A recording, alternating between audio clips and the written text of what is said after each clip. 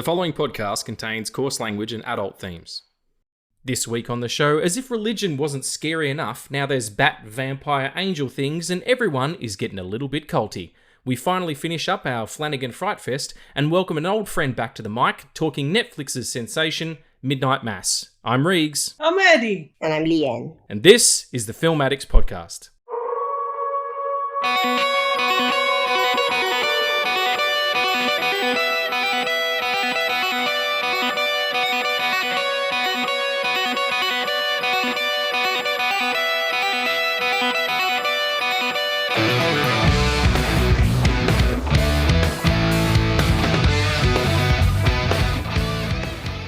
Hey folks, and welcome back to the Film Addicts podcast. I'm here with Addie, and I'm also here with Leanne. Leanne, you're back!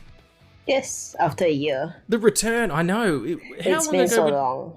How long ago did we do that episode? I think late November, if I'm not too wrong. Yeah, it's either late November or early October when you did Like an last actual year ago. Yeah. Well, that's bananas. Well, we're so happy to have you back. Welcome. It's beautiful. How are we all? We're talking Midnight Mass today, but let's just touch base a little bit. Addie, you were a dragon for a second there. What's up with that? What were you saying? I'm just asking how you are, buddy. No, Not a lot of pressure. I was a dragon because that's what I like. It was very cute. It was one of those little avatar dragon, or little avatar animal people that you can become when you're on whatever the hell we're on. What are we on? Google something or other? Google Meet. Google Meat, whatever. We did. Google Vegetables, because I'm a vegan, so. Yeah, I'll do that the next time Baby Blood Axe is here. Oh, Baby Blood Axe. Hey, that comes out in a few days. God damn it, yeah. Yeah. Are you excited for Rebel Moon, Leanne? I haven't really been keeping up with the news. So really? Have you been listening to this podcast? Because we've been talking about it every single episode. I think it just sort of left my mind because I've had a lot of things going on and haven't really been keeping up with the news. So yeah. Busy time of the year for you, or? Yeah, pretty busy. It's around the end of the year period where things just get stacked up on top of each other. How do you manage to? Yeah, how do you manage to keep creating the content that you do? Because you're on it all the time, and I don't even. Do you sleep or?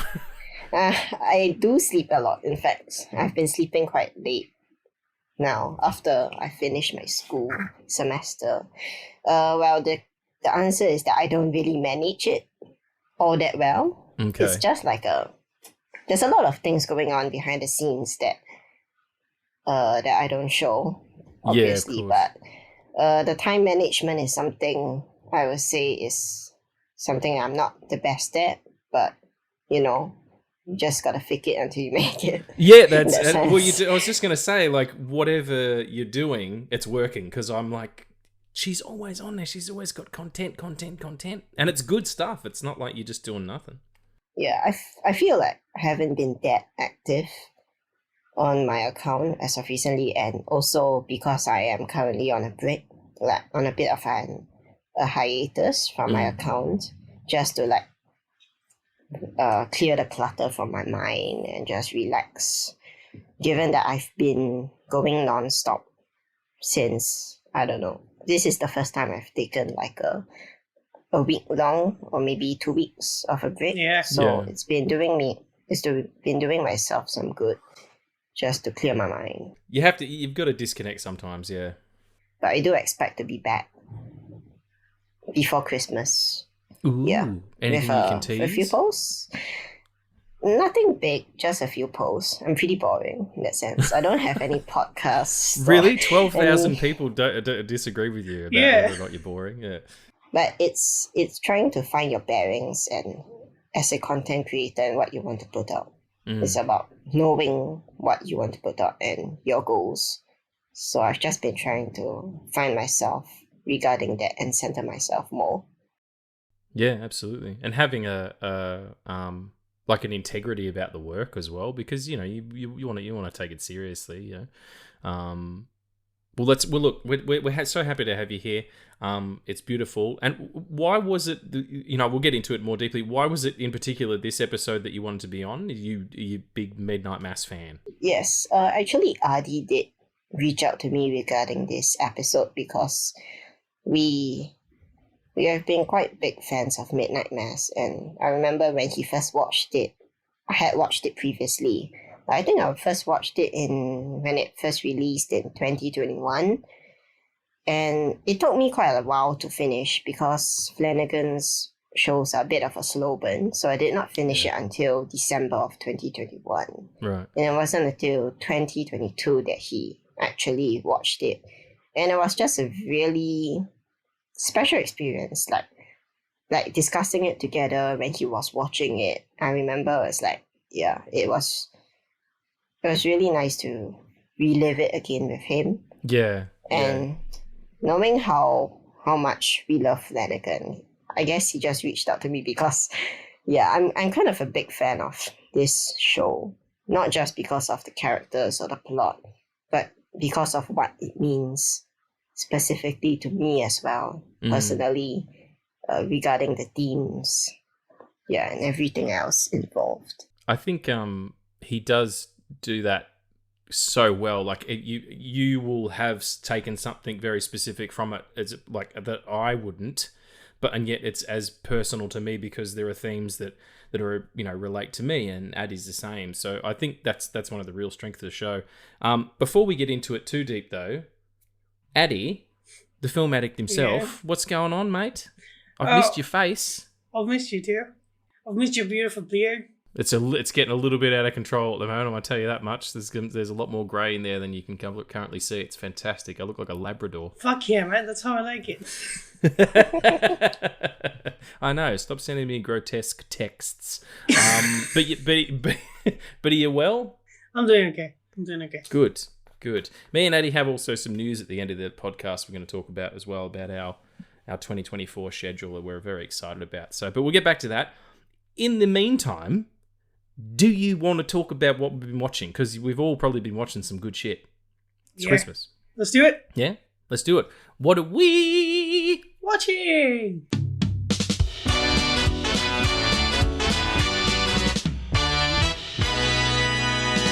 I get higher every time I do that. At some point, it's just going to be like, ee, and my head's going to pop open. I'm sure of it. So what are we watching? Let's defer to our guest host with the most, Leanne. What have you been watching lately? Do you do the Christmas movie thing, or? I've been trying to get my watching schedule back on track, so I'm just checking my letterbox for the movies I've seen. I gotta find you on Letterboxd now. Right, I'll send you my link later. Please do, yeah. So I just watched The Boy and the Heron by Hayao Miyazaki. So it just released in my country. I guess the perks of living in an Asian country for once is that these movies get released here first, even though, we got it too. It's on here. I haven't seen it yet, but it just opened. Yeah, tell me about it. It's quite a lot of themes and layers that he juggles. Like there's a lot of fantasy elements at play, a lot of world building, but he manages to bring it all together at the end with an emotional call. Just a very moving, emotional call at the heart of it. He's definitely it's about he's the king of that as far as anime is concerned. Like, you can't. I defy you not to watch a Miyazaki film and not cry. Yeah, it's either that or, well, not really. It was more of a robot. It was more of a heartwarming film, but also a bit emotional at the same time. I guess he and Makoto Shinkai will do that to you. Yeah. Addie, have you seen it yet, or? Nope, we get it in fucking January. Oh, well, why don't you jump off a bridge then, Okay. Well, that's a bummer. I haven't seen it yet either, so we'll talk about it when you see it, Addie. Have you watching anything else, Ian? I also saw the new Julia Roberts and Ethan Hawke film on Netflix, Leave the World Behind. Yeah. I watched it and I was pretty mixed about it. Okay. My sister did mention it to me also when I visited her the next day. She was like, I watched it and it had such mediocre writing to her. She said that even veteran actors like Ethan Hawke and Julia Roberts could not save the writing. Oh my God. I did feel a bit frustrated because sometimes it's like the writing is just, then it doesn't go anywhere. And also it felt like the villain of the movie would be much more sinister than it was. I don't want to spoil anything, but it just happened to be like another run-of-the-mill, like, dystopian film. I did give it 3.5 stars because I do think it wasn't all that bad. But after more consideration, I may drop my rating. I'm not sure. It's one I'm of not those, maybe usually if you this- watch it again, maybe it'll be like, no, Yeah. it's 1.5 stars less or whatever. Yeah. Mahershala Ali's in that movie. Yeah, he was really good. I would He's say the amazing. performances as a whole were really good. I just didn't like some of the character work. All right, well, I will give that one a miss for the time being, I think. Have you seen it, Eddie? Nope. I downloaded it like yesterday. No, he didn't. No, he didn't. No, Oh, he didn't. shit, no. He watched No, it. no, no. He watched it perfectly legally on Netflix or whatever it is. He didn't download dick. Diddly dick. This is comedy satire podcast. No, sorry, Addy, go ahead.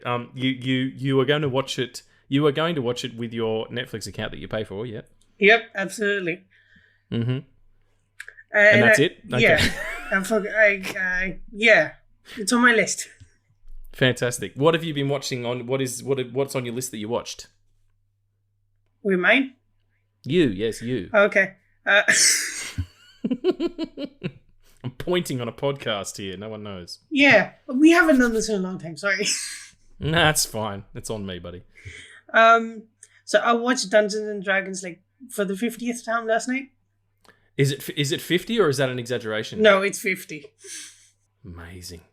I've not even watched my favorite films, like my recent favorite films, 50 times. That's an ask though. Like, what's your favorite film, Leanne? Like, what do you think you've seen the most? Well, definitely The Dark Knight in terms of rewatchability. I've seen it the most, I'm guessing. But I'm not much of a rewatcher, so that's a bit of a... You're one of those people. Yeah. And yeah, why, I'm more of why... a... Sorry, go ahead. I'm a very erratic watcher. I watch a film, and it's also the same for me with music. I listen to a few songs at one go, and the next week I'm searching for something new. I'm a bit erratic. No, and my that's not personality's a erratic. bit like That's that just too. you like to learn, and I appreciate that. So what have you been watching? Sorry, Addy. Yeah. So that I watched Klaus again because I wanted to cry. It's a Christmas movie as well. Klaus. Yeah, the animated one. Yeah, it's fantastic. I love it. I discovered that in like 2021 or something at Christmas time, and was like, oh, this is going to be a new in rotation. Yeah. Oh fuck. I watched the X-Men movies again because I had to. What, did someone put a gun to your head, or watch the damn X-Men pictures, or I'm going to shoot you? Well, okay. So I watched the Marvels, but I'm not going to spoil shit. But yeah, they inspired me. We'll talk about the Marvels at some point, folks. But I kind of also don't like talking about those things too quickly because it becomes more about optics than it becomes about what we want to talk about. Mm-hmm. You know what I mean? Like, you said to me, go and watch Black Adam, and I was like, okay, I'll go and watch Black Adam. But you didn't do it because you were worried about getting people to listen to the show. It was just about you really enjoyed it. Do you know what I'm saying? Like, I never want it to feel forced like that. So yeah, we'll get to it though. We'll get to it. So you watched the Marvels, the X-Men's? Yeah, I watched all the Hunger Games movies and I loved them. No, Oh shit. Yeah, I wanted to watch it because Hunter Schafer was in the new one. And so I was like, I'm going to miss a lot if I don't know anything about this universe. So I watched 4 movies with Jennifer Lawrence and I loved those movies. And I went and watched the new one. It's a prequel that takes 60 years before the Jennifer Lawrence movies. I was like, oh, fuck. Oh, so I'm glad that he told me I didn't need to watch like the rest of the movies before watching Yeah. the Ballad of... Yeah, but it was really good. Quite a good movie. Yeah, I haven't heard anyone say anything bad about it. Like, I watched the first Hunger Games recently, but only because the We Hate Movies podcast did an episode on it. But I've seen them. I've seen them before. Is there only 4? I thought it was 5. No, well, together it's 5 with the new one, but it's only 4 with Jennifer Lawrence. Okay, because I thought it was like, was it Hunger Games? Hunger Games, Catching Fire, Mockingjay 1, Mockingjay 2. Mockingjay 1. Okay, I'm thinking the Twilights are 5, aren't they?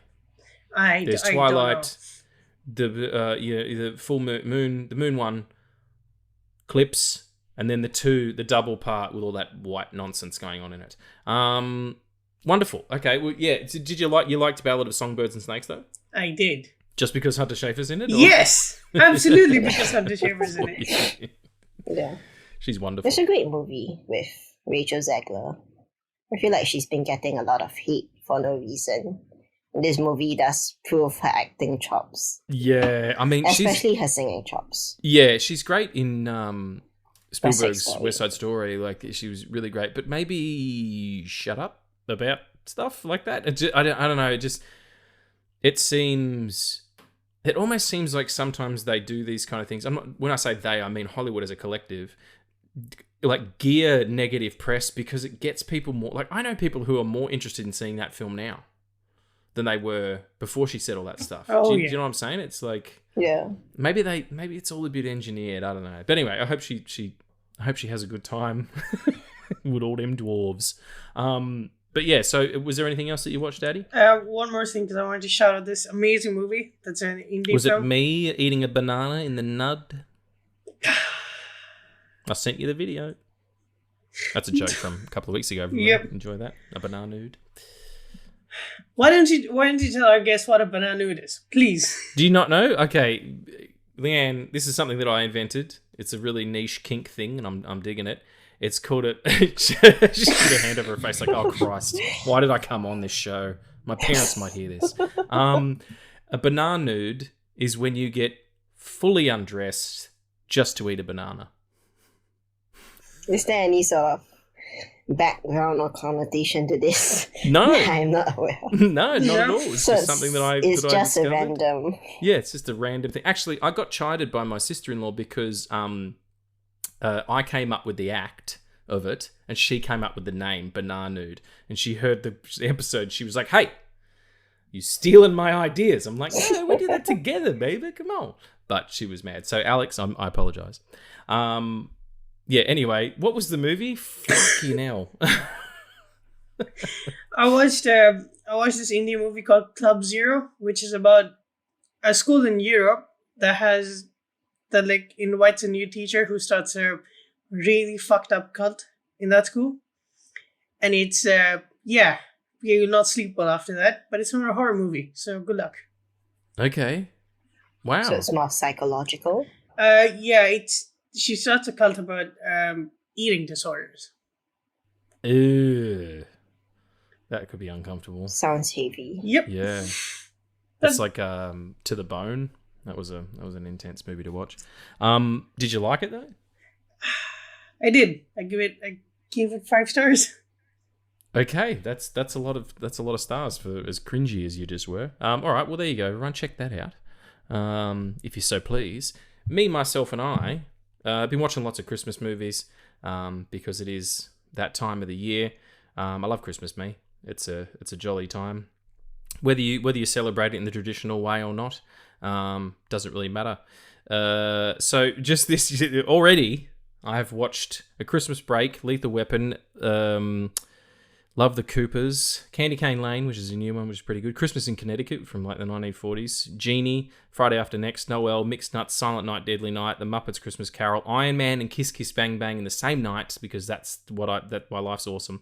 Violent Night, Eyes Wide Shut, which I saw at the Astor in 35mm with my business partner Dan, and it was beautiful, just immaculate. And last night I watched Fred Claus because Paul Giamatti is the bomb. But more importantly, Paul Giamatti's amazing. Such a great actor. Well, the one thing I've been rewatching lately, and this is, I give credit to Andrew Dupin for this because he mentioned it on his website, or at an episode of the show or whatever. Daredevil, the used to be Netflix series, now on Disney Plus series. streaming in 4K. Thank you. Yes, again. I'm about 2 or 3 episodes into season 2, and season 1 is just it's such a high watermark for what they produce. Like I seriously think the Daredevil series in of itself, like forgetting the other ones, is the best thing Marvel's done, or it's the thing that I like the most. There's so much going on there. The characters are so well drawn, especially Vincent D'Onofrio as Wilson Fisk. Like his insecurities, his past, his love interest. There's just it's so grounded in reality, even though there's supernatural elements to it.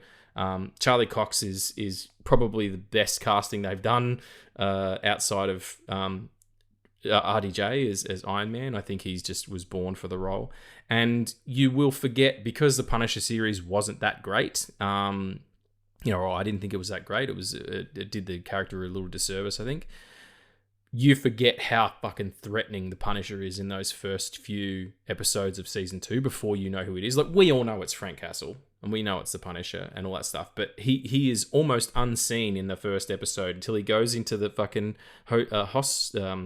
into the hospital as an active shooter. Like, he goes in there to kill that guy and nearly kills Karen, and then there's a scene where he goes into the Army Navy store or whatever it is, and gets that illegal police band thing, and the guy offers him child pornography, and he just locks the door and takes a bat to him. Like, before you know anyone's name, like, just the specter of him over the film, and how he goes toe to toe with Daredevil in a fist fight, and then spins around, pulls a gun, points him directly at the head, and just says bang, and shoots Daredevil in the head, and that's the end of episode 1. Like, it don't get much better than that, kids.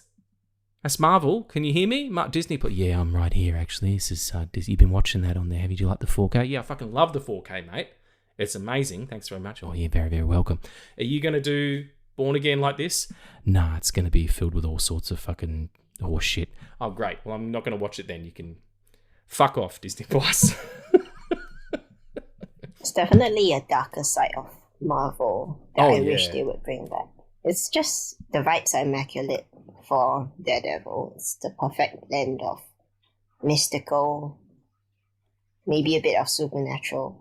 My memory is failing me. I'm not sure if there are some. The end of season 2 is gets into the hand, and Stick comes back, and Elektra comes into it, and then the Defenders series that bridges the second and third season is very mystical. It's all about ghosts and goblins or whatever. But yeah, you're right. I mean, Marvel could be doing Moon Knight could have been this. Moon Knight could have 100% been this, and it would have been more interesting. And you look at it as well, it's like it was early days of Marvel. We were in between Avengers, the first 2 Avengers movies for that first season. It's really gritty, like it's practical stunts, it's practical explosions. It's they're not doing this anymore. They're making cartoons now, and I feel like you're right. If they took it back a bit and made some stuff for adults again, this is where you go. So go and check out Daredevil on the Disney Plus. Would you like to talk about some nerd news? Sure. Do you want to? Are you sure? Yeah. You're 100% sure you want to do nerd news? Catch us up on some of the news. Yes. Especially me, because I've not been in the loop. Okay. This is a special edition of Nerd News just for Leanne. So here we go. It's Nerd News.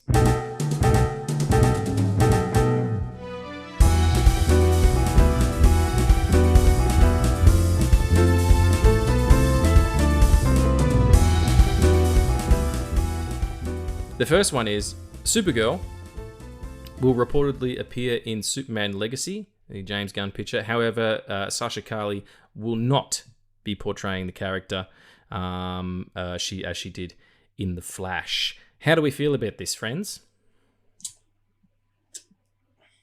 The silence is deafening. I don't give a fuck. I just don't.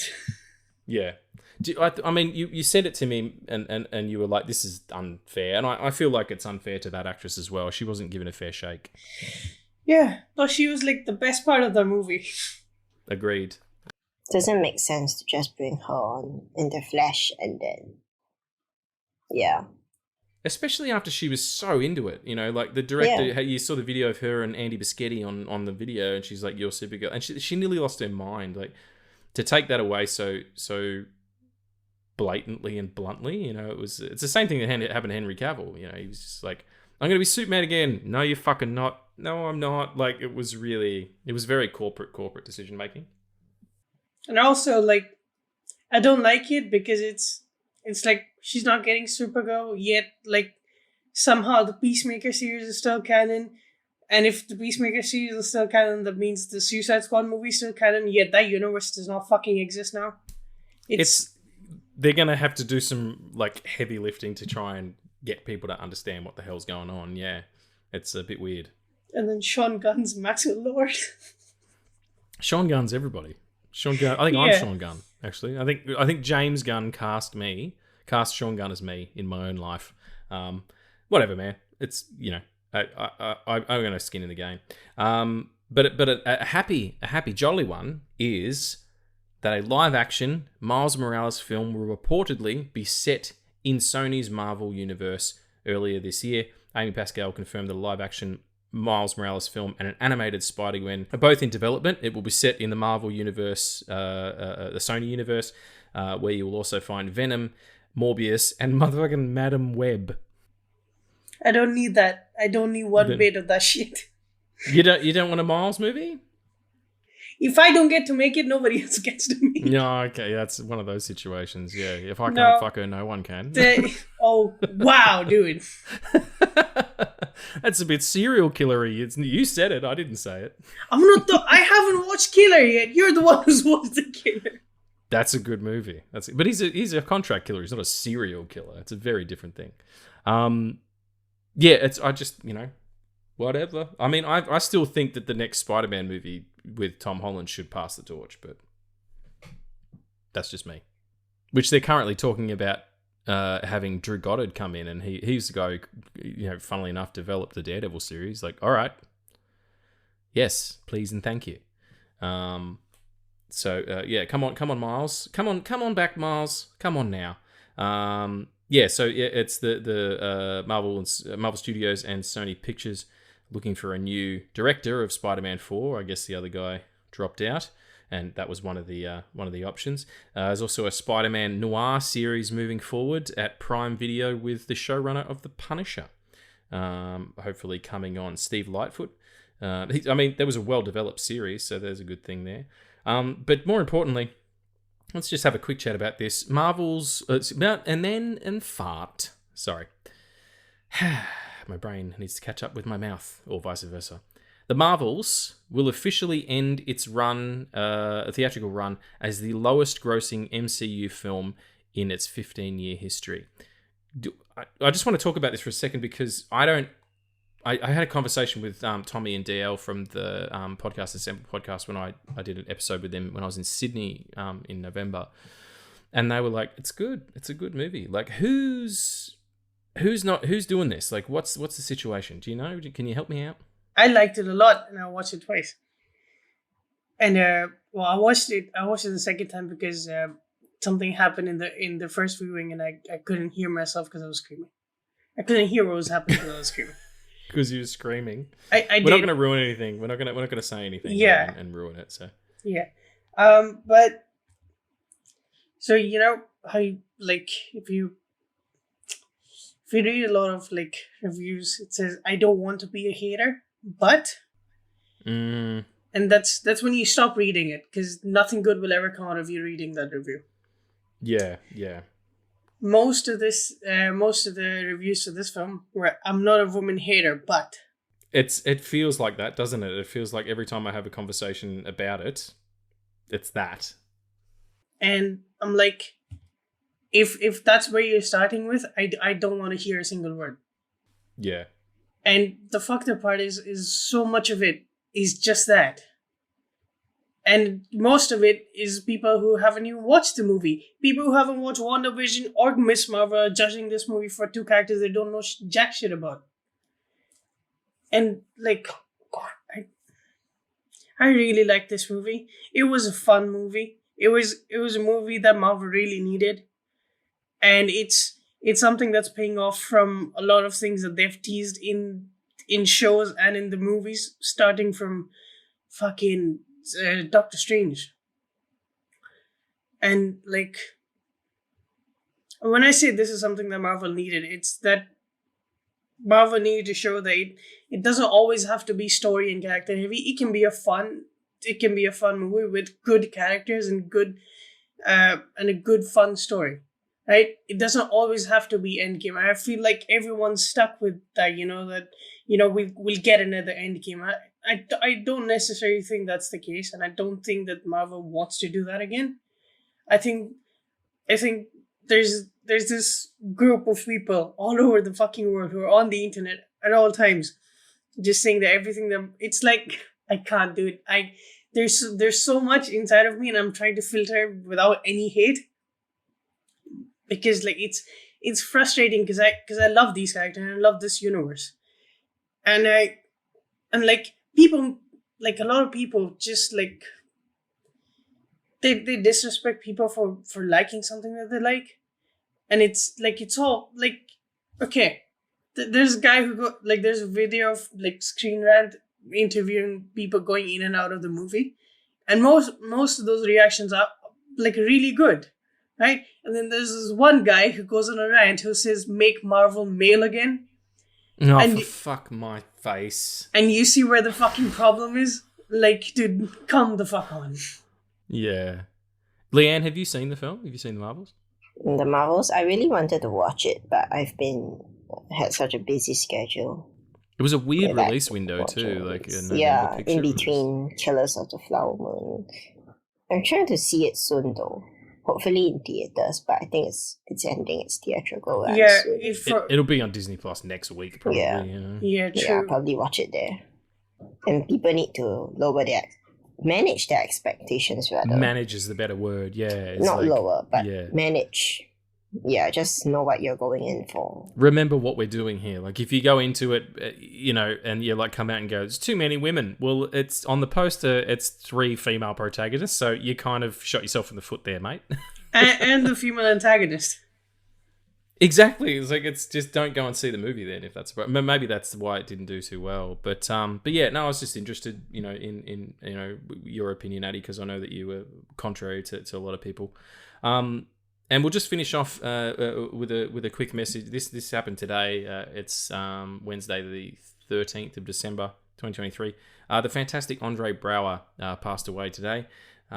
Just an absolute genuine legend in the field. Such a competent and regal and composed and very dedicated actor, and by all reports a really wonderful human being as well. Like, it's hard when you lose a celebrity, celebrity dies who you just enjoyed their work, but when they were a good person as well, it kind of makes it sort of doubly painful.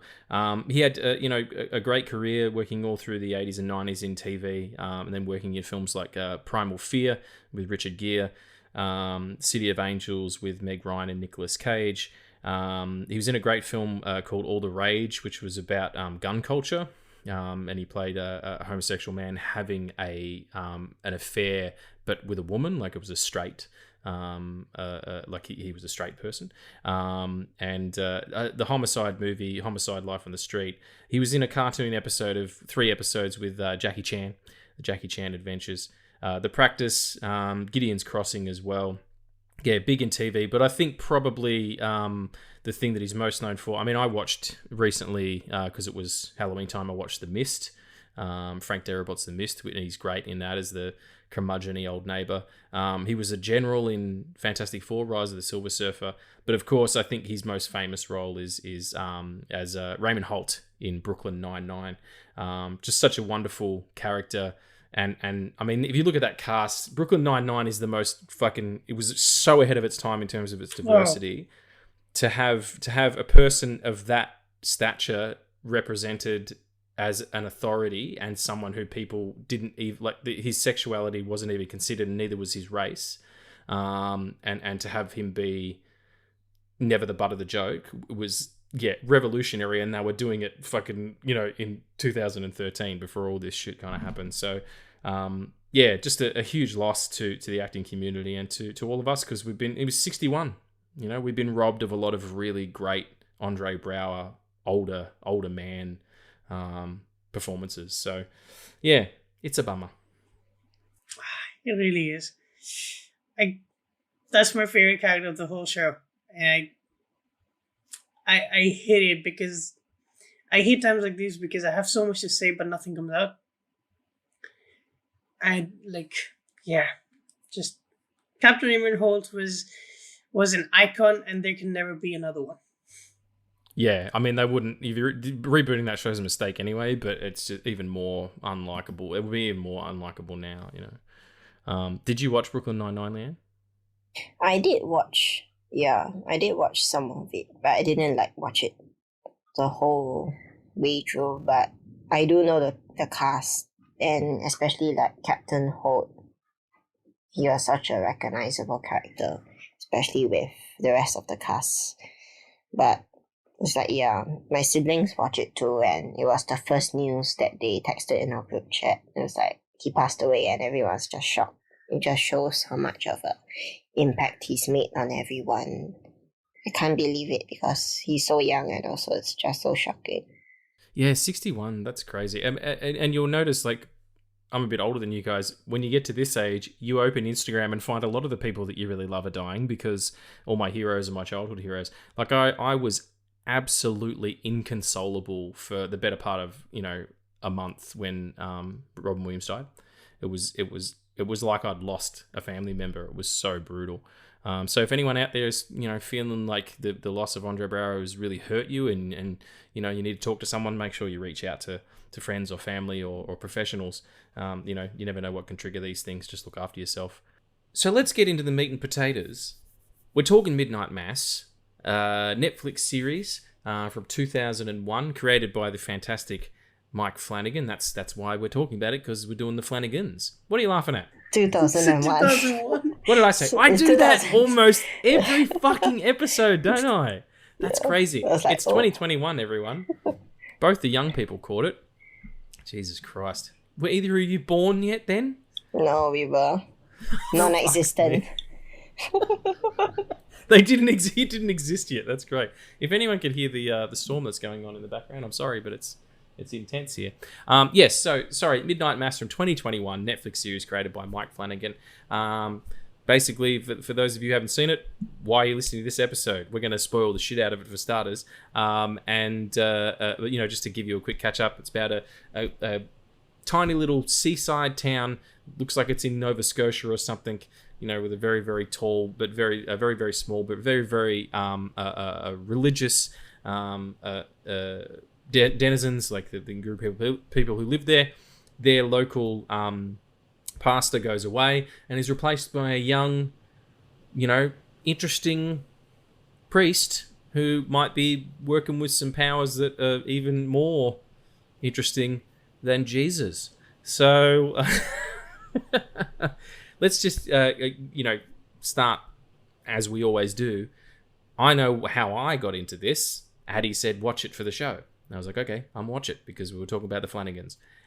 Leanne, you were the first of us to watch this.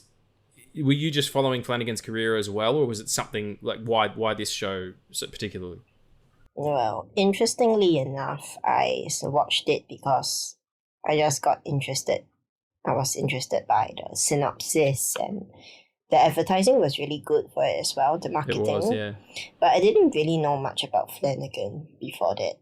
And also I had just joined Filmstagram in 2021, and it released around the same time. So I was pretty new to it, all of it. But when I watched it, I later got to know more of his works like Haunting of Hill House and The Haunting of Bly Manor. But for Midnight Mass, it was my introduction to Flanagan as a whole.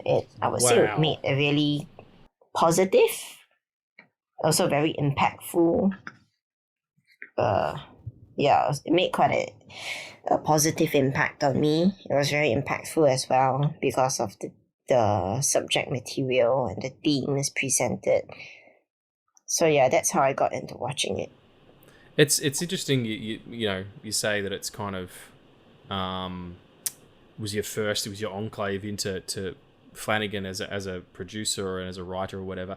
This is the purest form of anything that he's done. Like, this is 100% him. I know that he had some creative struggles on Hill House. It's also an adaptation. Bly Manor, was something he went into, not begrudgingly, but he went into knowing, what it was going to be. And I think Midnight Club, they were even like, you can't do the things you've already done. But with Midnight Mass, they were kind of like, all right, just take the chains off and let him do what he wants to do. And it's one of the most original pieces of supernatural science fiction, whatever you want to call it, horror mix that I've ever seen. And then you told Addie about it? I think he always kind of knew about it because he's a longer and bigger fan of FLANAGAN'S. So I guess it's always been on your radar, right? Yeah, so interestingly enough, Midnight Mass was the first show that Leanne recommended to me, and Hill House was the first show that I recommended to her. Oh man, I it's a remember the Flanagan Hill House fuckfest. part. Hey, what the fuck? What are you talking about? What the fuck? You know what my brand is? You're on the show. Like, Leanne doesn't care. She's all good. You're all right. Ghosts Funnily and enough, vampires. yeah, I remember the Hill House, you recommending me to watch Hill House. I don't remember recommending you to watch Midnight Mass. Maybe I did, but then again, I don't have a short-term memory. So, Me either. I'm like Guy Pearce in Memento. So Addie, Leanne told you to watch it. You were aware of enough that you would have anyway, or? Yeah, I was aware of it enough that I would have watched it anyway. I was just a bit hurt by Bly Manor because it wasn't what I was expecting, and that's what went wrong with a lot of people. Because Hill House is scary shit, where it's also a lot of character development, and Bly Manor is almost nothing in the same way as compared to Hill House. So, expectations were lost, and a lot of people lost interest in what Flanagan wanted that series to be. It's a very interesting take because I think it's for me, Bly Manor is the most purest that he's ever been in subverging any kind of expectation that anybody had. But also, Midnight Mass is the shortest one and the one that has shit blow up through the roof in the second episode.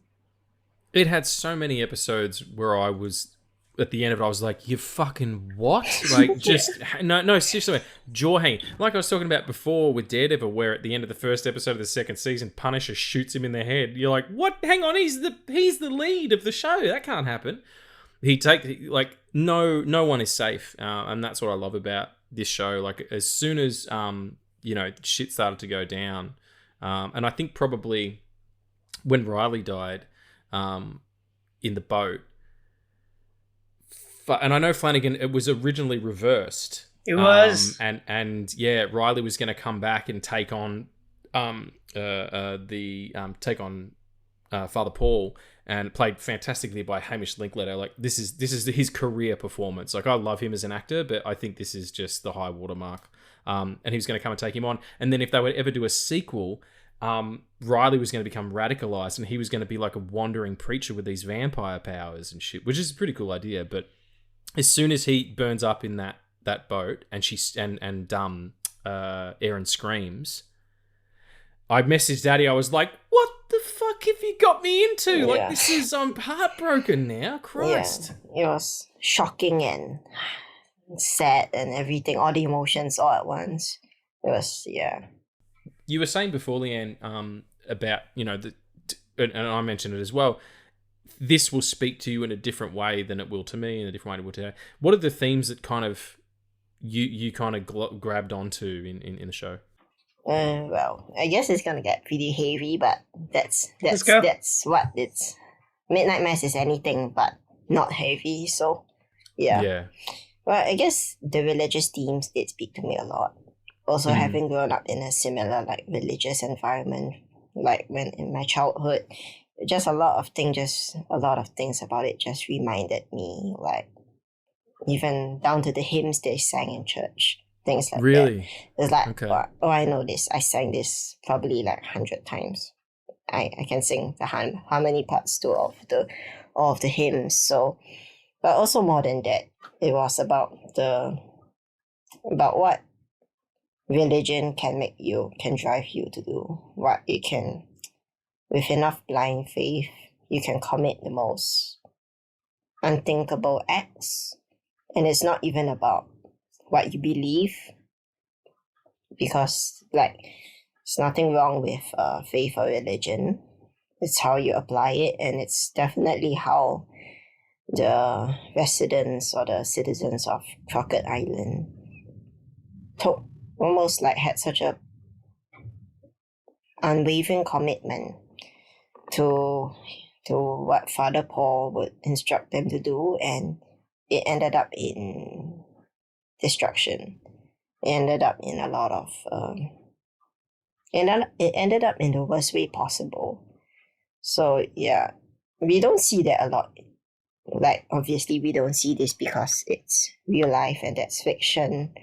But in real life we have seen like a lot of things close enough to it. Not supernatural, but still like along the same levels of that. And Well, I think it's like it's Catholicism, but it's also like it's culty. Like I said before, this could be very much Waco. Like it's about a charismatic leader who believes in what he's saying, getting people to do heinous shit. And as well, like you've got to remember, when Father Paul gets attacked by the creature, he doesn't know what it is. He thinks it's an angel, and he becomes a vampire. Like I remember you said to me, Addie, I said, they're fucking vampires now? Like, there's vampires in this shit? That's awesome. And you were like, kind of, sort of, and it's not an angel, like, it's a vampire. Like, that's what's up. But he's so convinced that it's given him this, this power. Yeah. And the drinking the blood is just a byproduct of what he needs to do to be able to galvanize these people. We're going to do great work. Just the blind faith is the interesting sort of part of it. Addie, is that do you come from it? Because I know that your background, there's some religious stuff as well. Did you want to talk about that? You don't have to. Like I know we spoke about it privately, and if you want to put it on the pod, you can put it on the pod. If not, that's cool too. No, yeah. If we ever do a Castlevania episode, then for sure. Okay. Yeah, stay tuned for our Castlevania episode, everybody. But I did watch the first season of that.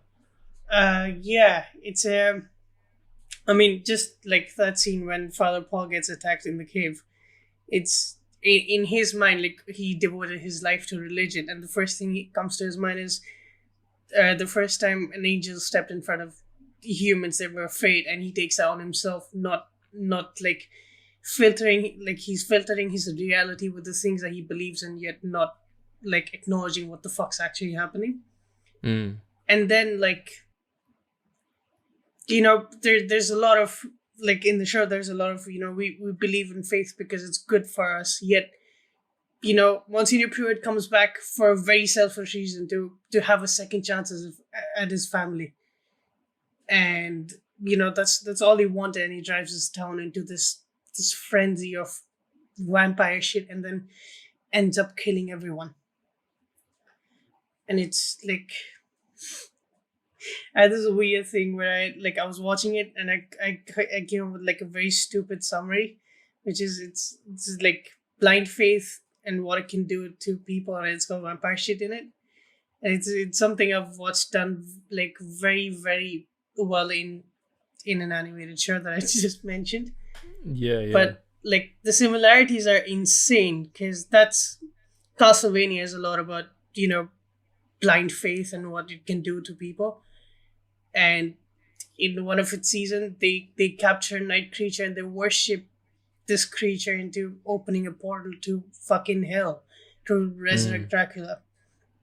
And that's kind of what Monsignor Pruitt does here as well, where he captures this angel in air quotes, and puts it in a fucking Chaucerville, which is one of the most haunting things I've ever seen. Yeah, and like fuck, man, like the first episode where like it's banging like from the inside, it's so horrific. And like the second episode, in like the starting of it starts with like the vampire flying over the town, and it's the vampire's perspective, and like the fact that in this fictional story there are people who with blind faith can do things that are horrific and yet somehow believe that they're the right things to do because they believe in the right cause is like the comparison to reality is shockingly similar. And like we heard the episode, like that's exactly what Flanagan was going for. Like he went into this research a devoted Catholic and came out an atheist. Yeah, that's right. Yeah, and he it wasn't just this; it was other religions, and he wasn't writing he was originally writing a critique of organized religion, but in the end of it, it was more just a statement of intention, a statement of fact of these things happen. I think Bev is the perfect example of that. That character who is so convinced of her own piety and her own holiness that she is somehow chosen because she believes harder than everyone else. And there's that fantastic scene when she turns up to kill Riley's parents, basically, and the wife says, "Why? My God loves my son, even though he's done the things that he's done, and he killed someone, and he's flawed, and he loves him just as much as he loves you. Why does that hurt you so much?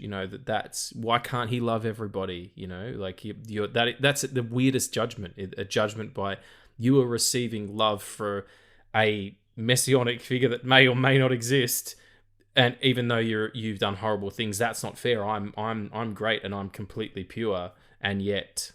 You know what I mean? It's her character was so because her arc is almost like by the time you get to the end, she's the villain. Oh, she definitely is. Like, yeah, even from the start. She's the one who kills the dog. She's the one who poisons Father Pruitt. She's just evil through and through. That's how I feel. Like, even if you try to find a semblance of humanity, you couldn't find it because it was all motivated by overzealous religious.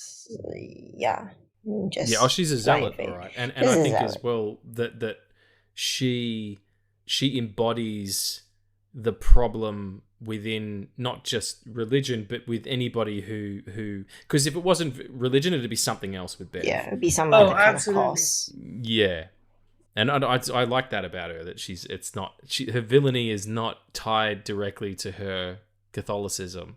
And Father Paul, Pastor Monsignor, the Monsignor, thinks that he's doing the right thing and that he's been chosen. And then when he sees, let's just get into it real quick because otherwise I'm going to lose the track. The last episode of this show, the second last episode, is fucking insane. It is a monster mash. There's fucking vampires everywhere doing it. That's one of the most intense things I've ever seen. And Erin, getting fed on, and she's cutting the wings of the angel, like her mum used to clip the wings. Fucking hell. It really shook me. But I was jumping ahead a little bit, but Christ. In terms of the themes and things, I think probably what spoke to me the most is the idea of recovery. And in the AA meeting that Riley has with Father Paul, where he talks about one of the 12 sort of tenets of Alcoholics Anonymous or whatever it is that you're in, whatever you're trying to kick, is that you have to one of the steps is you have to surrender to a higher power, and that power is yourself, as opposed to being a deity of some sort or whatever. And I identified with Riley in that respect because I've never had that kind of thing happen to me. I was never in a huge car accident. I never hurt anybody. That's not the only person I hurt was myself. But the thinking back on what you've done and being there was no hand in this other than my own. So there's going to be no one who can help me but myself. I think that spoke to me a lot, and it did. I've been sober for a long time now, but it did sort of bring me back to that time when I first started. Oh, thanks. I wasn't going for a round of applause. It did bring me back to that time where I was like, "Why am I doing this? Why am I hurting myself?" And it is a really selfish decision in the end. It has nothing to do with anything other than you. It's you can put the religious stuff aside. Talking about. Just the fantastic ensembles that he puts together. What are the standout performances here? Who are the standout characters? Like, who did you go, yep, that's me. I can not as in I identify with that person necessarily, but you were like, this is the person who's going to get me through the show. Because for me that was Riley, and then he fucking got murked. Like, I'm like, oh come on, man. What about the white guy? Yeah. Leanne, who did you sort of feel that way about? Well, the one that definitely grabbed my attention the most, not for the best reasons, was Samantha Sloyan as Beth Keane. Just because her performance was just so chillingly evil, and the way she just committed. She has Samantha Sloyan. I've seen her in other roles, but this one she just really committed to the bit. She brought out all the worst traits of any religious fundamentalist zealot, and I have come across a few Beth Keanes in my life before, growing up religious, not to the extent of killing people, of course. Yeah, and being a vampire woman, no. That I wouldn't be here today if that was the case. But it'd just be a very definitely different podcast. I've met a few Beth Keanes with the same utter devotion to their cause that they don't see anything else. They just see the straight and narrow way that they think has been put out for them. Do you pity them, Leanne? Do you feel pity for people like that, or I do feel indifferent? I don't feel pity for them, because at first when you're young, you don't understand it. You're like, why is this person like that? You just don't like the negative impact they have on your life, and especially with people like that growing up in the religious community. But when you grow older, you're like, you definitely feel pity, and you see another side to the person, because these are people who maybe have not been introduced to another worldview since they were young. Got one book. That's the only thing they've known all their lives, and because past their bad, I wouldn't even say that some of them had bad intentions. They just did bad things, but they thought they were doing it with good intentions. But past that, really a lot of them are just misguided people. And they do use that as and this isn't a critique of religious people, everybody. We're not having a go. It's what the show's about. They do use it as a catch-all for, why that, I'm doing it because of this reason, and it always comes back to an actual selfish thing, but they're doing it for what they think is a pious reason. But I also find the converse to be true. I've got some, very religious people in my life, and I was fascinated after watching this, and I investigated it a little bit more, and did some Bible reading, read some passages and stuff. And I don't know any better than anybody else, but the stories are cool.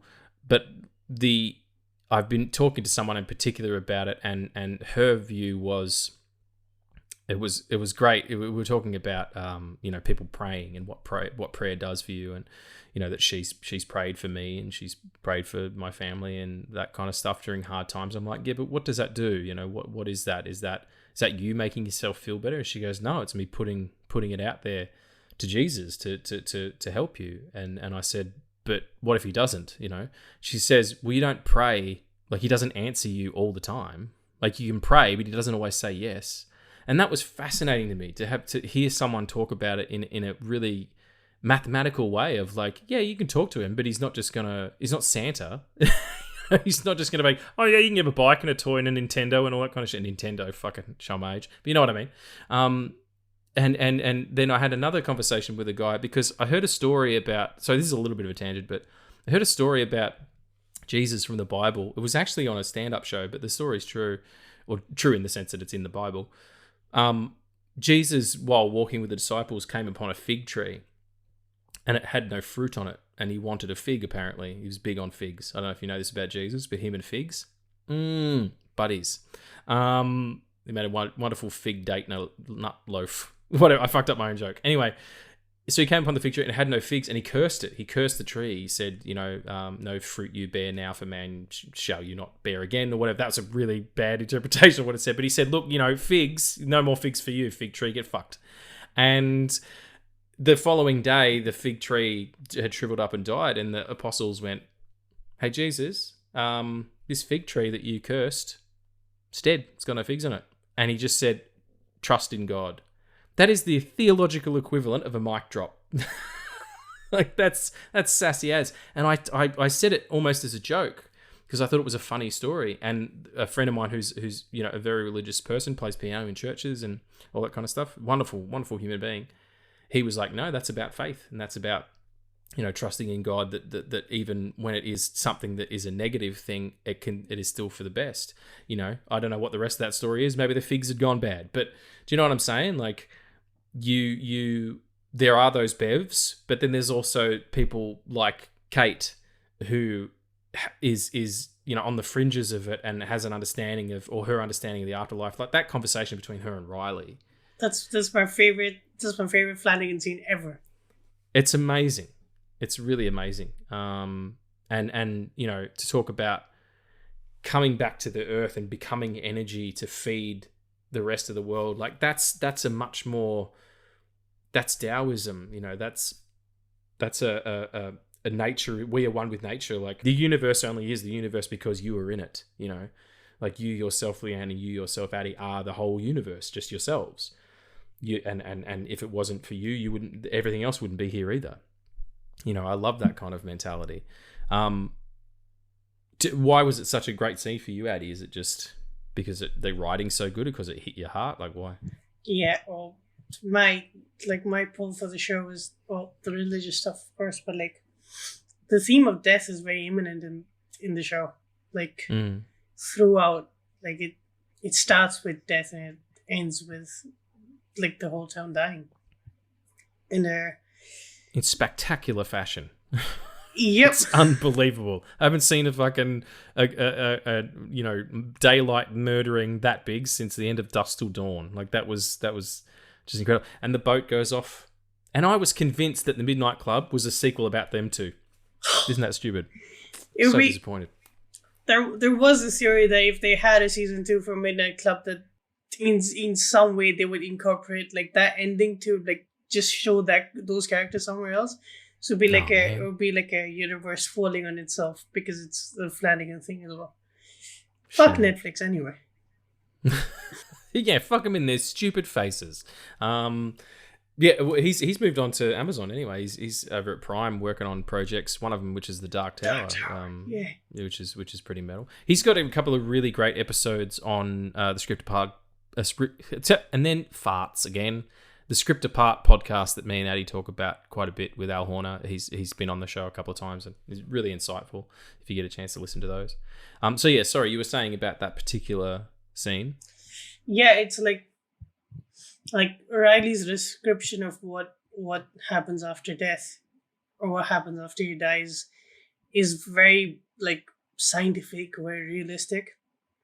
And yet by the end of his explanation, he says that the last thing you see is what your mind kind of, in its last attempt to give you some sort of relief, shows you, right? And Aaron's like whole perspective on it is more spiritual, more closure than realism, and like it's something that it's something I think about constantly. It's just who I am, right? And it's like it's not every day that it's like in a show that has so many other very strong themes that you get something that you've been thinking about for like almost your entire life. And once you see that, there's some sort of validation there, but there's also it's like it was like Mike Flanagan reaching out through the screen and be like, "Hey, motherfucker, I know you think about this. I get you, and I see you." I was like, "Oh man, thank you." He does that. He has a way of speaking to you as an individual while still maintaining something. Like the idea of being a staff writer or someone working on a show like this is just, it's mind-boggling. I also want to talk about the cinematography. just because it's his most beautiful. I mean, probably apart from Doctor Sleep, it's the most beautifully shot of his pictures, of his things that he's done. The way that he uses light to, because it's a horror movie, you don't light very much, like you keep things low lit. But when he does light, it leads your eye, which is a really particular style of cinematography. And I'm just looking up the cinematographer's name. It was Michael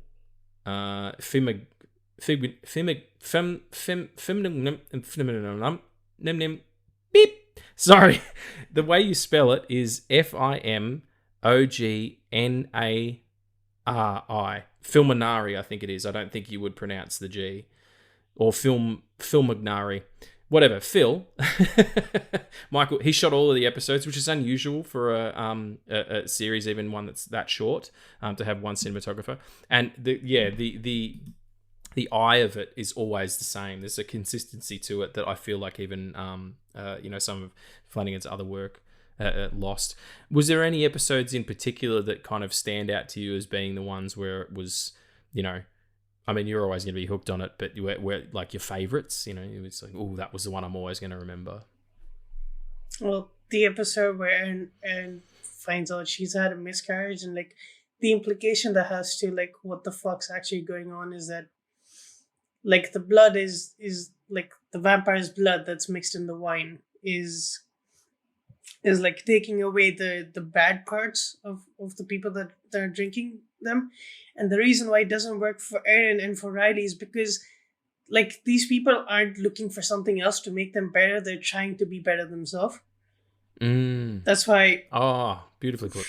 That's why when Riley gets the blood, like he runs out and he burns so much because like he wasn't looking for God, or like he wasn't looking for anything else to to like better him. He was on the journey of betterment. And what fucking sucks is that AA thing was actually working for Joe, like the guy who shot the girl. And like Joe Colley. that scene of like, yeah, it also speaks to like the hypocrisy that happened before it, because Father Paul says all about we need to help people, and there's a higher power and we need to defeat our addictions, and yet you see him kind of like almost as an actual vampire kind of just hug Joe for that minute, and when he breaks free he hits his head on the corner of the table and he dies, and he sort of reverts back to what an actual vampire would do, is just start licking the blood off the floor while he's still like seizing and dying in the moment. And like it hurts the most for Erin and Riley is because like those Erin becomes the hero of the story because Riley dies and tells her what to do. And in Erin's arc, she loses the kid that saved her life. Yet she saves the kids of this town, and she saves Riley's brother. And Riley, after going through so much, never believes in like that whole like sequence of Father Paul and Riley sitting in there throughout the day after like the vampire like feeds on Riley is Father Paul trying to indoctrinate everything that he wants him to believe, and Riley refuses to believe any of it. And he goes home and he looks at his parents, and he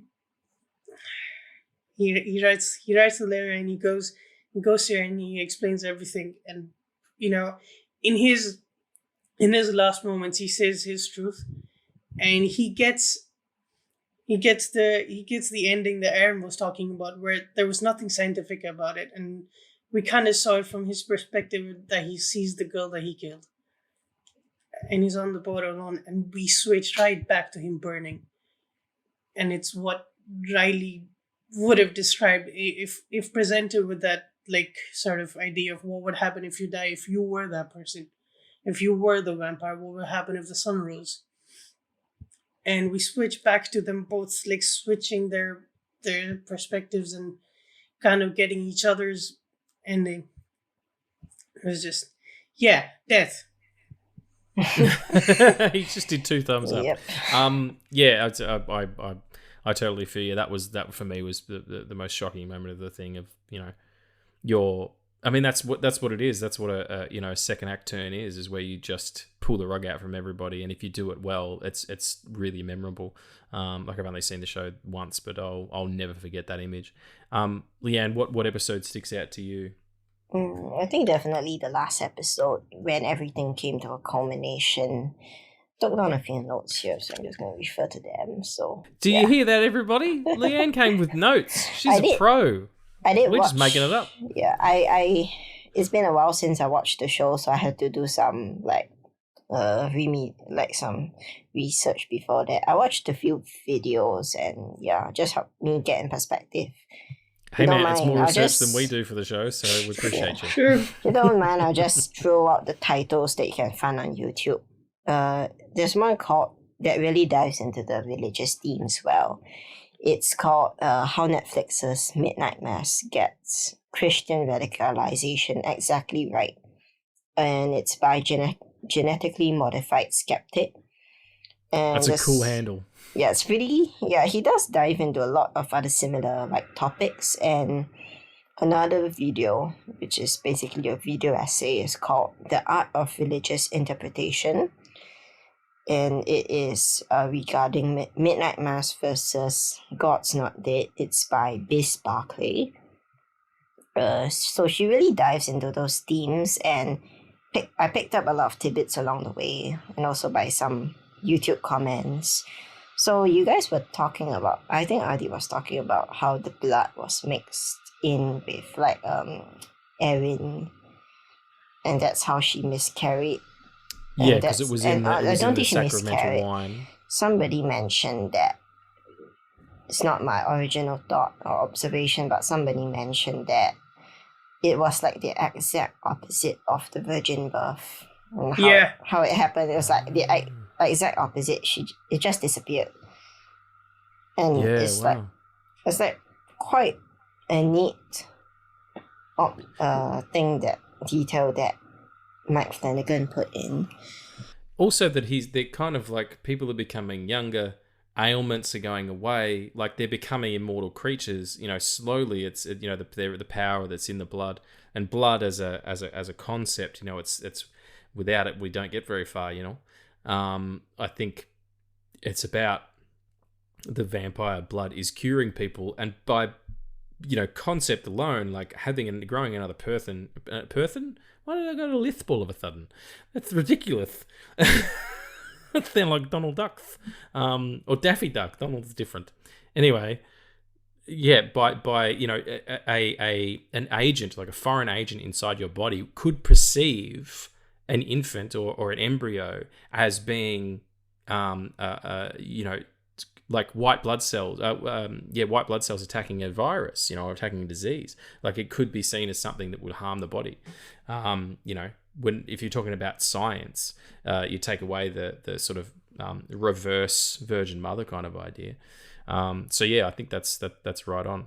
Yeah, and the last episode was also just like such an emotional conclusion, especially when we see how I think Sheriff Hassan, another pretty prominent character in the show, Beth confronted him and said, and then he replied with a Bible verse. I'm not sure which one it is, but he was like, I think I remember he said, the Lord makes the sun shine on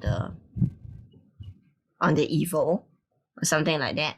On the just and the unjust. On the just and the unjust. And then basically we see it happening when Beth was about to face her death, and she suddenly realized how much she was not prepared to face death despite her belief and her devotion. She started digging a hole in the sand, but the sun had already come up and it had burned her. But I just felt like that scene in particular showed it was like comic justice in a way. It was like you just did all these reprehensible deeds all throughout the show, all throughout that period, and you believe yourself like untouchable because you were one of, let's say, God's servants, and you thought you knew what he said best, and turns out in the end you are the one that's digging a hole to escape your own death. And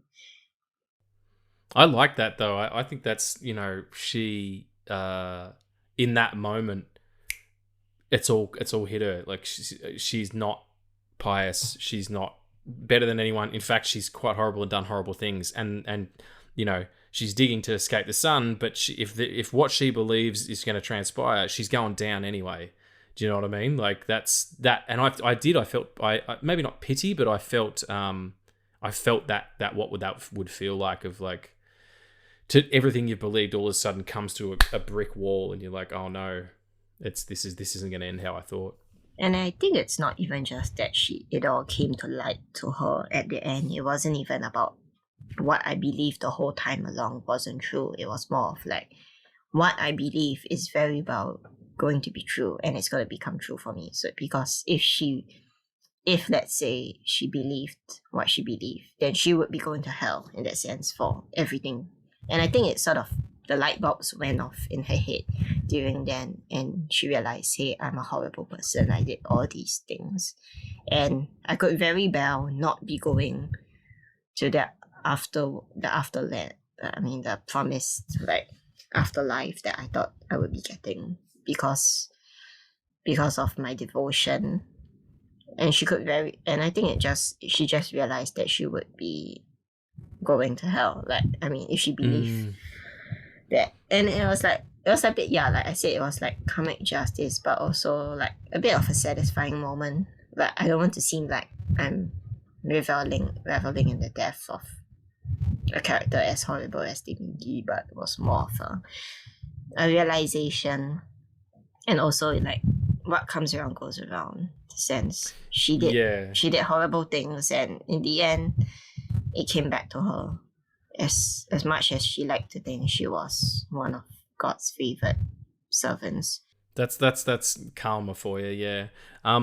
You touched on Sheriff Hassan there, played by Raoul Cole, who's fantastic in this. He's great in the House of Usher as well. Having a proxy for people of Islamic faith in this film, in this show, is interesting because it's unusual to have him in this place, like the actual place I'm talking about. You know what I mean? And he plays it so well. He never lets it be what everything that his character's about. It never gets to that. And his relationship with his son, as his son slowly becomes radicalized and indoctrinated into a faith that is not opposite or counter to, but just very different than his own, and how important that is to him, and how important it was to his mother. Just another beautiful, subtle touch. Like, that's the other thing, I was saying about Daredevil before. You come for the great looking monsters and the frights and all that stuff and whatever, or with Daredevil's case, you come for the backflips and people getting their asses handed to them by Punisher or whatever.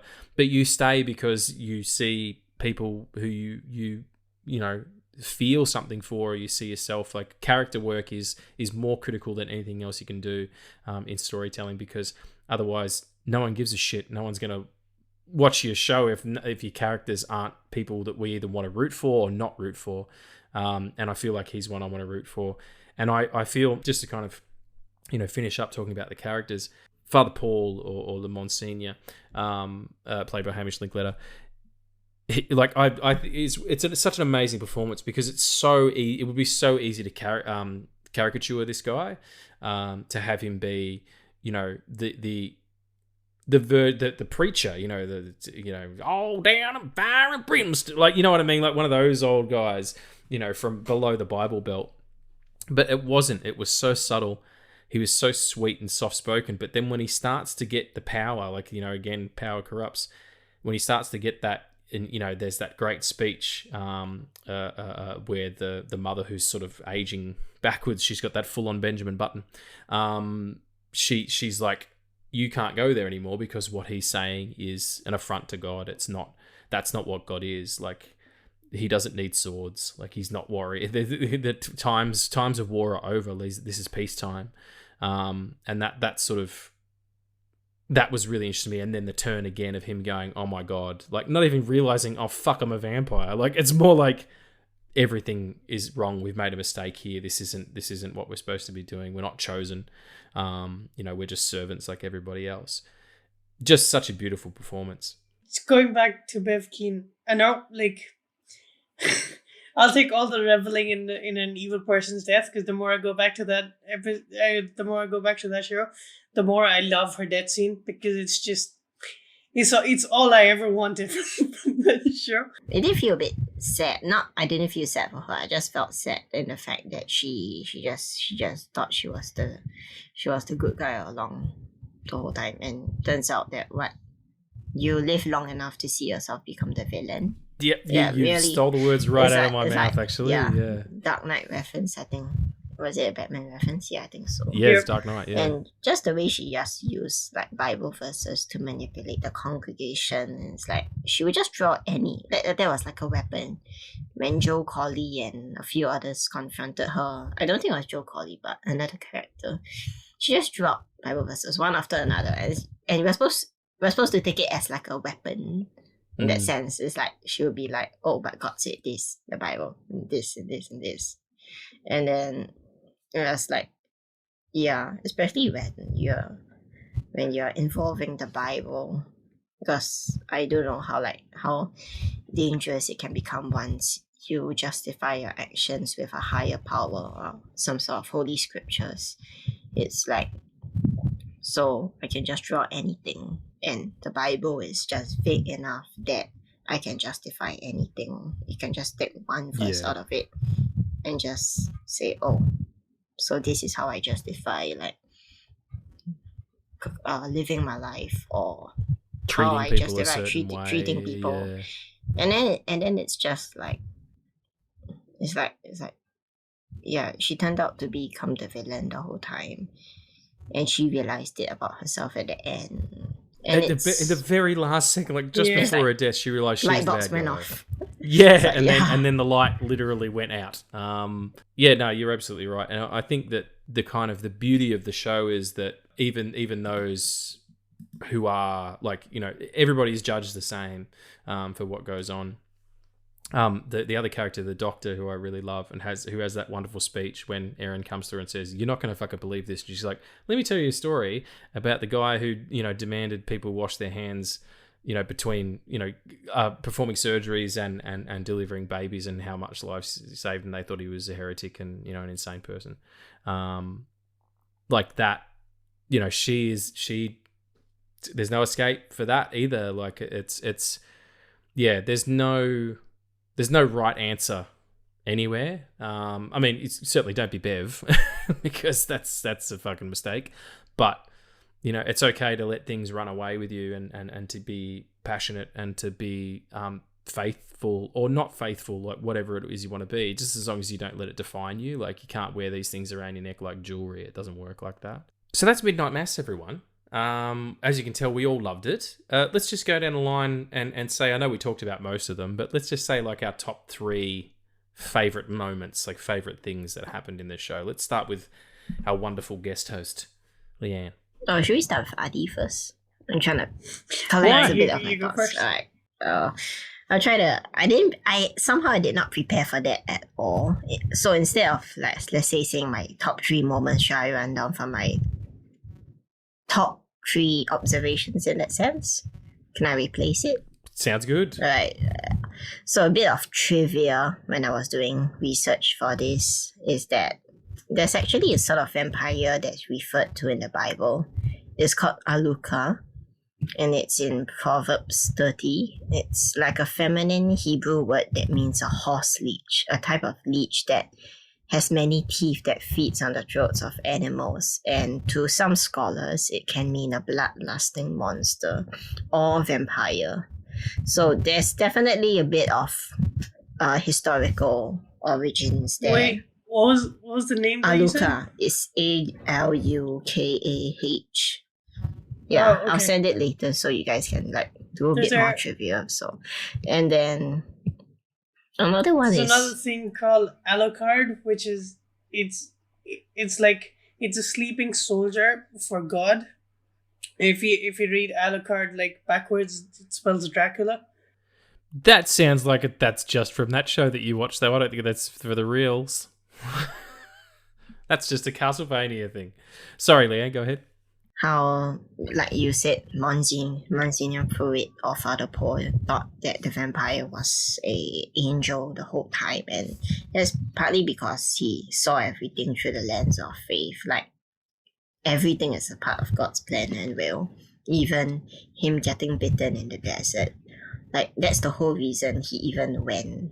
Like as a old slowly, like his health was declining old man visiting the Holy Land and going on to the desert. He believed it all to be part of God's plan, getting bitten, going back to recruit followers into this new whatever sort of following or cult he had. Because he saw it through the lens of God's will and God's plan. So yeah, in the sense it's just a bit like Shakespearean in that sense. What do they call it? Tragically poetic in that sense. Another thing about Riley Flynn is like he was the skeptic all throughout the show, but I think in many horror movies, especially those featuring religion, he's the skeptic is shown to be the asshole. Like they are the ones that don't believe that the religious leaders can do anything to stop the evil powers. But this time, Riley, I feel like his actions actually mirrored like a bit of that of Jesus's in the way he sacrificed himself. Like he took Erin out on the boat, and he told her everything, and he sacrificed himself so that he would not turn into a vampire and feed on her. So that was like I felt there was quite a poignant moment of sacrifice and also another one of redemption. And yeah, and this time he was the one that actually embodied more of the traits of let's say what a religious person or faithful person should actually be. Let's say unlike Beth Keane. Just thinking about what you said there about the sort of correlation between Riley and Jesus. There is a sense of like, because Jesus didn't want to be the fucking savior of the world. Like he couldn't have. Like imagine telling a child that they're the child of God and that they're going to save everybody. Like no wonder there's a huge gap in the Bible where you don't know what happened. It's because while he was dealing with all this shit, so not only am I going to be the savior of humanity, but in order to do that I have to die. Like horrifying. Not only that, but then yeah. Sorry, go ahead. Not only that, is that I guess the Christian like perspective of it is that he was like incarnate, God incarnate. So even if he was like so-called the child of God, he was still God and he still knew it. But yeah, I guess that's where the Christian mysticism comes out, where it's like the Trinity and 3 in 1. So he did have a part of him that still had humanity and another part that was divine. So those two struggled, like they were at polar opposites, and also like manifested itself in the story where I think Satan or the devil took him out to the wilderness and then told him to turn the rocks into bread. If you were God, you could do it. Something like that. So yeah, I forgot where were we at. I don't know that story. Rocks into bread sounds pretty delicious though. Yeah, no, you're right, and the idea that being a savior like that and having holiness and being deified, you can't do that without the humanity part of it. You can't be a person for all people and a divine being without having a part of humanity. That's why God sent him, because God is creator. Yeah, fascinating. Addy, what about you, my friend? You want me to follow that? Like that brilliance? You don't have to. You could just Well, remain then you still go. if I'll you go want. last. One thing that I would mine. don't mind. I was saying about I think that Scorsese's The Last Temptation of Christ. I'm not sure if you've seen it, but yeah, it does like focus on that brilliantly if you want to see the struggle between Jesus' humanity and divinity. And it was such that it caused a controversy in Christian circles all across the board, even among the Greek, because he focused on what the unspeakable, on what could have happened if Jesus actually did not want to become the savior of the world. Yeah, and it's played by William Dafoe. Yeah. Too good. All right, so I'll do my 3. Fucking barbecue on a boat, just brutal, absolutely brutal, and the scream will be with me until my day. But when I've forgotten my own name and how to go to the bathroom by myself, I'll still remember that scream. Seeing the vampire in the Chasuble, like, it takes a lot to get me shook, because I can see where all the seams are. Like, I know how they do prosthetic work. I know how they do, forced perspective. Like, I know all that stuff. And for having me to go, what the fuck? Just intense. And the scene where Father Paul, is trying to console. I want to say Grady, but that's not his name. What's his name? The guy who killed the young girl? Joe young girl. Cawley? Yeah, Joe Cawley, like, where he like trying to console him, but then the beast takes over. Yeah. And I was just like, this is some fucked up shit. Like, it was just, you're right, licking the blood off the floor, and then somehow convincing himself that that's all right with the help of Bev being like, that's all right, we're going to hide this, and, I'm your person, I'm your number one. Just a couple of moments that really shook me. Addie? Yeah. Also, just to add to your last point,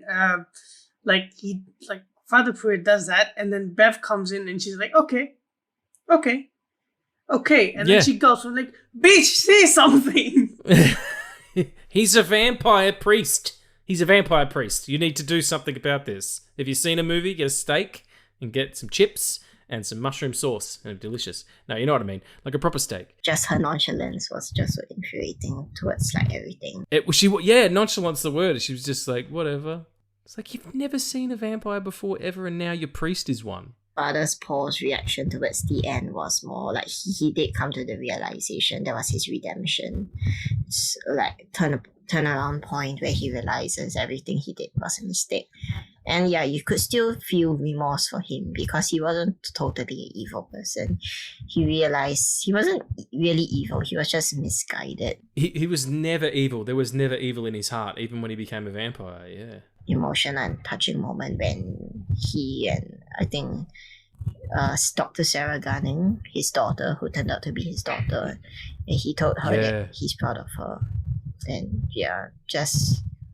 I think also just like subverted what normal tropes of a family, because they weren't a normal family by any means, but somehow in those last few moments they felt more of a connection there as a family than not any like many biological families that we see on screen. It was a beautiful little thing that was kind of happening amidst the chaos of that episode. Yeah. Addie, sorry, we keep coming away from you. Give me 3. That's all right. Okay, so like the first one is I'll go 1, 2, 3. So the first one is the conversation with what happens when you die. The second is also I'm gonna go off topic for a bit because I like it clicked for me like last night while preparing for the episode, which I do very rarely. Is that the reason why Father Paul started to burn all of a sudden was because of the poison that Bev was giving him, like in the wine, in the food, in the water. It's the same poison she gave the dog when the dog died. And like that's why he starts to burn. And because all of it is connected with like his blood, kind of, because he's refilled the bottle with his blood. It's gone into Riley. And so like the contaminated blood is the one that's gone into Riley. That's why he starts to burn the first time he goes out. And also because there was nothing wrong with Riley, so there was nowhere for that blood to go and fix. So Yeah, good pickup. Yeah. yeah. Right on. The second is like the entirety of uh like Joe Colley's character. Like that's the kind of character that like grips me, because it's a very flawed character, and like the like when that girl walks and she goes to his house, and she has the whole monologue, and by the end of it she says, "I forgive you," and the way he cries after that is, Oh man, the release was fantastic. Yeah. Another and redemption like arc in that sense. yeah, Another redemption arc. Yeah, that's what it's all about. like she goes up to him in his face and says that you took away something that I could have been, and now I can walk, and you were the one standing between me and who I could be, and the one that's standing between you and who you could be is just you. And it breaks him, and it also like, that's like the fucked up part, is because like talking with Riley, like him talking with Riley actually fucking helped him. Like his last conversation with Riley, when he says that his sister died on the mainland, he couldn't go see her because of Bev Keane, and she was the only person he truly loved. And then he shakes his hand and says, "Here's to being better people." It's like, fuck, man. And like that's like when his death happened, I was like, oh shit, I think I get it. Which is, in more cases than often, blind faith kills like the most innocent that have nothing to do with faith. And it's just, yeah, like even Riley's death was him being a skeptic, of course, but he chose that because he didn't want anything to do with it. I also feel like by the end of Bev Keene's life, she also understood that she's the one who fucked everything up, because she's the one who wanted to start the fire. And yeah, so fuck Bev Keane. I'll have Fuck Bev Keane. I'll have In that her stupid face. It's so jarring, but I'd say like the first encounter they show with like Father Paul and the vampire. We've been calling it the vampire because that's the closest we can get to it. They never call it a vampire; it's just a creature. We know what it is. We know what's going on. But, it's vampirisms. Yeah, when he throws the match, and like you can very barely see a hill behind the creature, and it's like, oh fuck, man, you're gonna take this the wrongest way possible. Yeah, it's like led him astray for sure. Like even before it was doing anything, but it's got that kind of weird, gnarly Nosferatu-y kind of. Oh, I love it so much. Shit, such a great. There's design, an actual actor that played it. It's like, wow, the Yeah, amount of yeah. makeup and props. I don't think it was CGI. There's a couple of shots where it's like jumping or flying or whatever, but when it's just sucking on Aaron or whatever, that's a real thing. Yeah, loved it. Awesome. All right, well that's the Midnight Mass, everybody, and we had such a lovely time talking about it. Do we have any questions? Because we've kind of been a bit off for a little bit. We do. We do. We have one on-topic question and then 4 off-topic weed questions.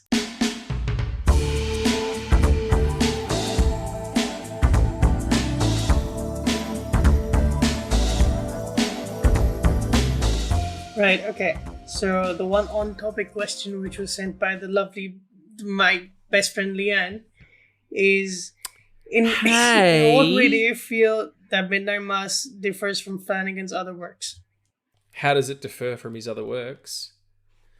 I feel it's his most. I mean, he said this openly, but it's his most personal story. He's working some shit out in this one, and you can see it episode by episode. Like the other stuff, he's telling a story. This he is purging something, which is the kind of work that I find the most fascinating. When someone says everything I am is in this, that's the kind of show I want to watch. So yeah, that's how I think it's different.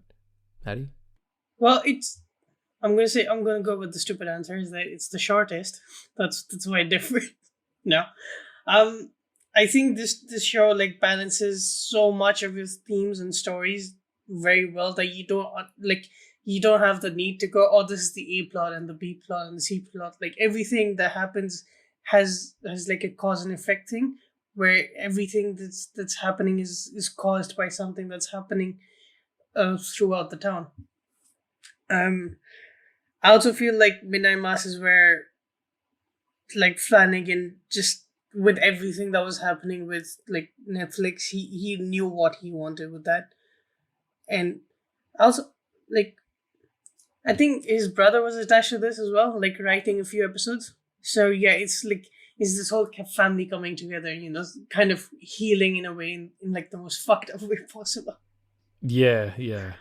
Leanne, did you have an answer for your own question?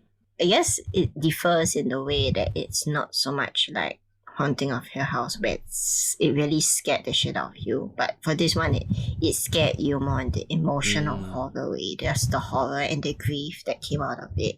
And you can also tell that, yeah, like you said, Matt Flanagan put so much of himself into this, and it showed with every episode. It's a good question. I'm glad whoever wrote it in. Me. No, I know that was the joke. Yeah. Cool, Addy. Well, let's pick two of the non-Midnight Mass questions, just because we're running a little bit long, and we'll answer those before we get out of here. What film or TV show of 2024 really jingles your bells? So, okay, what the fuck? What's It's jingling the bells. It's Jingle Bells. For me, at the moment, it's Born Again or Echo. Echo looks really good. Interested about that. New Reacher series looks pretty good, but that starts like the end of this week. But yeah, probably Deadpool. Deadpool, my bum. Daredevil. Deadpool, Daredevil, 2021, 2021, Okay. 2001. Fucking hell. I don't know, because they kind of had to start again because of it. Yeah, I know it's next year. Echo comes out in January, though. Yeah. So, and that sets the stage for something, because Charlie Cox is in like 5 episodes. So, See, I thought it was like in 2 for flashbacks. whatever. Whatever it is, the more Cox I can get.